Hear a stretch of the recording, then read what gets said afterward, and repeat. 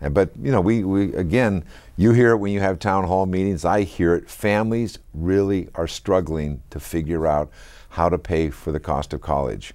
And the cost of college has gone up 35% over and above inflation in the last 5 years.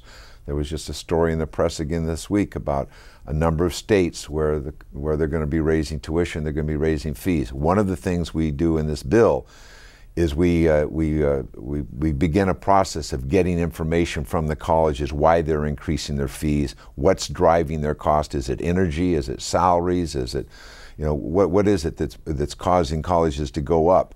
And what we'd eventually like to be able to do is to say to colleges, if you can keep your down to the average rate, we might be able to provide some additional financial incentives. We're not there yet, but we're very concerned that we don't want the federal taxpayer to keep putting in help at the top and having the states take it out at the bottom. So college cost containment is also part of this legislation, beginning that effort. Now, are there any sanctions, anything of that nature? No, we didn't put any sanctions on it. We don't know enough about it, and we know in some cases that colleges have to increase their fees because they, you know, the legislature might cut the support in a given year. That when states get into rough economic times, it's easier to cut colleges because they say, well, they can raise their fees than cut K through 12 education, elementary, secondary education, or to cut something like Medicaid. So the colleges sometimes take a big hit when states get into budget problems. Now, assuming you get your conference completed, bring a bill to the floor, we've had big votes in the House and Senate. When is this actual law so that students can rely upon it and go get a college loan based upon these precepts? It would begin 90 days after the enactment of the law, so students who probably in the second semester of this coming school year who take out new loans would start to benefit from this. The new Pell Grant would go into effect, I believe, about that same time, probably be January of next year. When Secretary Riley was the Secretary of Education, he was a big supporter of direct student loans, that is, student loans made directly by the Department of Education to students, and I believe those are made at slightly lower interest rates. That's right. The direct loan program, Secretary Riley was a real leader in that. I worked on that legislation. We passed it. Unfortunately, the Republican administration doesn't like that program, and so they've allowed it to kind of wither and die. But it is a good option in many cases for many students. It's still available. It's still out there. A number of universities use it exclusively. Other universities use a mix of the programs. Is the interest rate lower? The interest rate's a little bit lower, and you can have the income contingent repayment system also in the direct loan program. But it's not as robust a program as we had envisioned. I think over time it's going to continue to it'll grow again, especially when people have seen some of the scandals that were taking place in the lending market, in the student lending market, where universities were engaging in sweetheart deals with lenders, and lenders were giving kickbacks to various people at universities. We're also addressing that in the Higher Education Act, though. In this bill that you're working on in conference? No, that'll be in the general authorization. Because of reconciliation, we were limited in how much legislation we could do in the Senate. Now you've got another big platter, big fish on your platter this term of Congress, and that is the revision and renewal of Leave No Child Left Behind. You were one of the co-authors of that. Right. And you're not happy with the way it's been administered. You made a speech at the National Press Club just a few days ago saying it's not fair, it's not flexible, it's not well funded. Let's talk about the funding to start with. When I voted for Leave No Child Behind, I thought I was voting for more funding in return for more accountability. Right. I thought that was a good trade-off. I thought if there was to be more money, that certainly should carry more accountability. The accountability has come. It's been fairly inflexible and frustrating for our school administrators and teachers to live with, but the money is way behind. By some estimates, we're providing as little as $15 billion less than what was anticipated at this point in time for the Leave No Child Behind bill.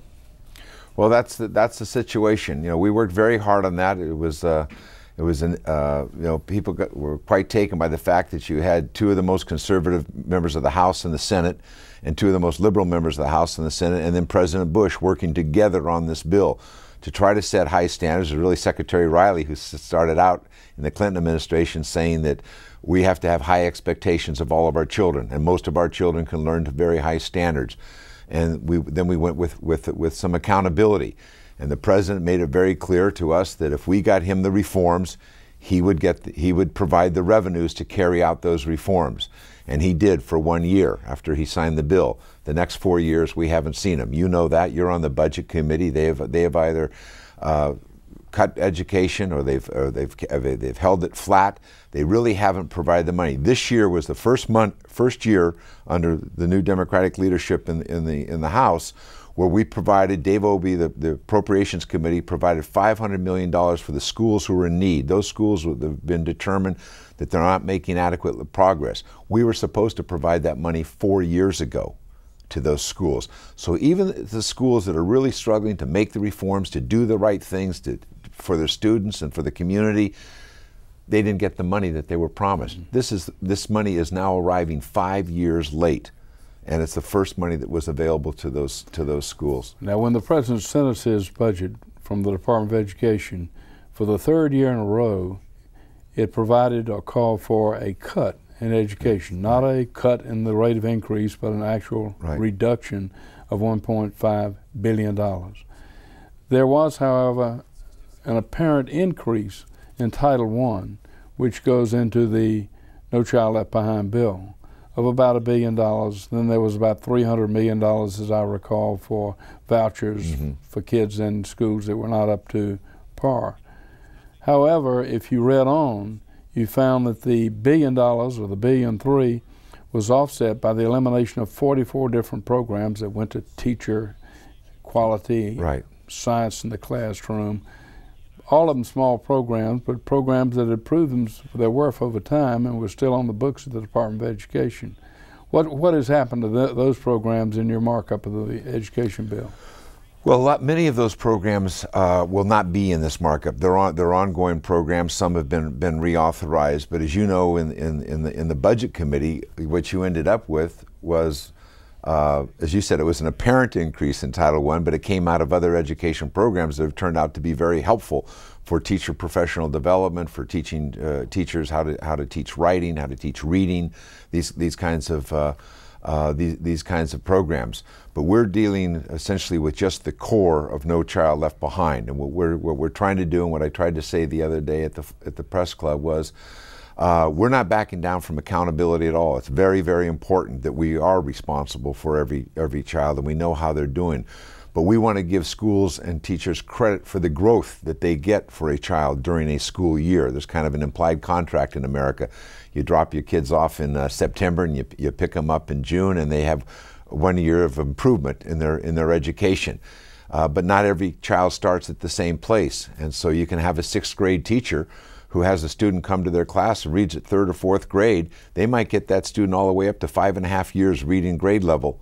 But because it didn't hit 6th grade, everybody's a failure. Well, you can't tell a teacher who's gotten a 1.5 years of growth out of a student, or 2 years growth improvement in a student, that they're a failure. But we should give them credit for that, and then tell them we want this child to be proficient by 2014 is the goal. This is the flexibility. This is the flexibility we're talking about. And the Secretary of Education, to her credit, started 10 programs around the country. It looks like it's working. The states seem to like it better. The teachers seem to like it better. And we know more about how these students are progressing. And it also requires that the states look at the kids at the top and the kids at the bottom. No Child Left Behind had everybody focused on just these kids that they could get over the adequate yearly progress line, and you start forgetting the kids who need the most help and those who need the least help, but they're entitled to educational, they got to have opportunities too. So I think that'll make it more flexible. I think it will be fairer than to just judge that this school's a failure because they failed to make this test on this day. We want to look at other indicators. Does this school have advanced placement classes? Does this school have a college prep curriculum in it, which the governors have been working hard to bring about? What is their graduation rate in the case of a high school? That will tell you about what else is going on in this school